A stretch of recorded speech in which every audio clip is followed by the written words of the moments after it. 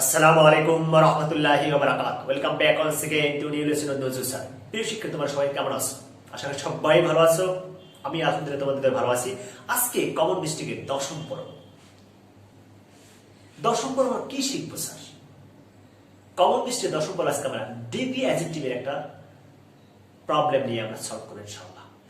যে প্রবলেমটা আমরা স্পিকিং, রাইটিং, গ্রামার এবং সব জায়গায় ভার্সিটি অ্যাডমিশন টেস্ট সব জায়গায় এই ভুলগুলো করে থাকে এবং অলমোস্ট প্রায় কম্পিটিটিভ এক্সাম থেকে শুরু করে ইউনিভার্সিটি টেস্ট, জব টেস্টেও থাকে। আজকে সেটা আমরা শিখবো ইনশাআল্লাহ। তবে পুরো লেসন না দেখলে কিন্তু মজা পাওয়া যাবে না। শেখার উদ্দেশ্যে সবসময় বলি যে শেখার উদ্দেশ্যে লেসন দেখবে, প্র্যাকটিস করবে, ইনশাআল্লাহ ইউ উইল বি বেনিফিটেড। ইনশাআল্লাহ you must be benefited by my lesson ইনশাআল্লাহ। ইয়েস, পুরো লেসন আজকে আমরা এক্সাম্পল সলভ করতে শিখবো ইনশাআল্লাহ। তার আগে ছোট্ট একটা সেলফ টেস্ট হয়ে যায়। Yes, let's get started base. দেখে নিই সেলফ টেস্টটা কি আছে আজকে। আচ্ছা, প্রথম এক্সাম্পল খেয়াল করো। ফার্স্ট এক্সাম্পল, ম্যারাডোনা মেসির চেয়ে বড়। ফার্স্ট এক্সাম্পল দেখো। দ্বিতীয় এক্সাম্পল খেয়াল করো, তামিম বাশারের চেয়ে ছোট। নাম্বার 3, রাজু বাজুর চেয়ে খারাপ বা নিকৃষ্ট। নাম্বার 4, কবি মুলার চেয়ে ভালো বা উৎকৃষ্ট। নাম্বার 5, সে আমার থেকে 2 বছরের বড়। এই 5টা এক্সাম্পল আমি দিলাম। 5টা এক্সাম্পল ভিডিওটা পজ দিয়ে, আমার অনুরোধ তুমি পজ দাও। পজ দিয়ে তুমি পুরো 5টা এক্সাম্পল তোমার খাতায় লেখো। খাতায় লেখার পরে তুই first try to solve it by self. নিজে ট্রাই করে সলভ করা। দেখো এই বাক্যগুলো তুমি ইংলিশ করতে পারো কিনা। যদি তুমি পারো, ওকে, তোমার সারপ্রাইজ। যদি না পারো তাহলে পুরো লেসন দেখবে। অবশ্যই তো পারলেও না পারো দেখবে। আর পুরো লেসন সলভ করে দেবো আমি, এবং কেন হবে না এই সবকিছু অ্যান্সার আমি দিয়ে দেবো। এখানে সবগুলো কিন্তু একটা কম্পেয়ার বুঝাচ্ছে, চেয়ে বুঝাচ্ছে। আমার চেয়ে বড়, আমার চেয়ে ছোট, আমার চেয়ে খারাপ, আমার চেয়ে ভালো।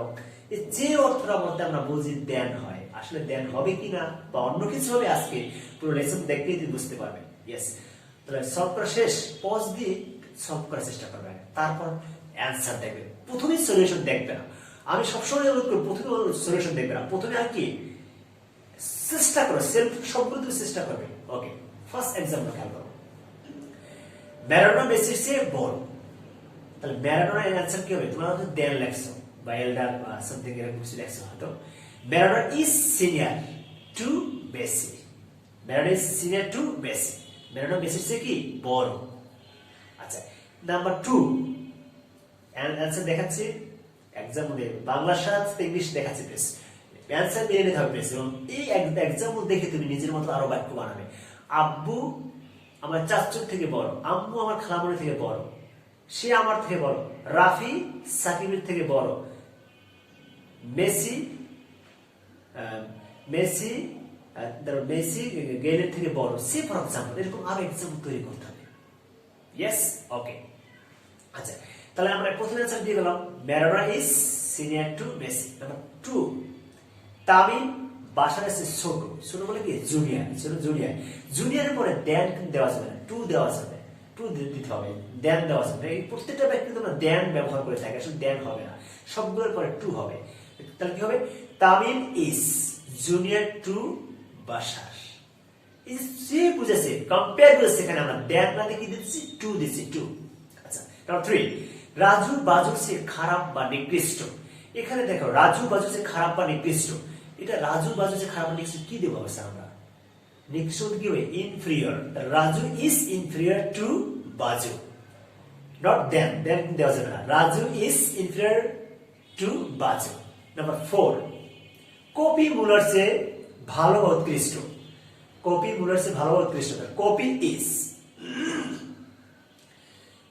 ইজ তাহলে কি উৎকৃষ্ট মানে ভালো মানে কি? Superior. Copy is superior two মুলা। এখানে ইংলিশ আলাদা দেওয়া হতো না, কপি মুলাই বলি। আচ্ছা, কপি ইজ সুপিরিয়র টু মুলা। আচ্ছা, নাম্বার 5, সে আমার থেকে 2 বছরের বড়। তাহলে he is senior to I by 2 years. He is senior to I by 2 years. এখানে টু এর পরে বা দেন এর পরে এখানে আমরা অবজেক্টিভ ফর্মটা দেব না, মি দেব না, হিম দেব না, হি দেব, শি দেব, দেন দেব। এই যে 5টা বাক্যের 5টা আছে, প্রত্যেকটা বাক্য দিয়ে তুমি নিজের মতো আরো কিছু এক্সাম্পল সে আমার থেকে ভালো, সে আমার থেকে খারাপ, খারাপ সবগুলো দেখো অনেক হওয়ার কথা দেন হওয়ার কথা ছিল, আমরা কি টু দিছি, তার মানে শর্ট নোট জানা, জেনে রাখা ভালো, লেখা নোটটা লেখা, শর্ট নোটটা দেখে রাখা please. Senior, junior, inferior, superior etcetera, Latin comparative, এগুলোর পরে দেন না বসে টু বসে, নোটটা দেখে রাখা প্লিজ। মুখস্থ করো, একটু মেমোরাইজ করে ফেলো। Senior, junior, inferior, superior etcetera, আরো দুই একটা থাকতে পারে।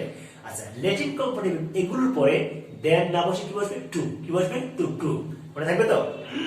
একটু ঠান্ডা তো? আচ্ছা, তাহলে পুরো লেসনটা বুঝতে পারছি তো?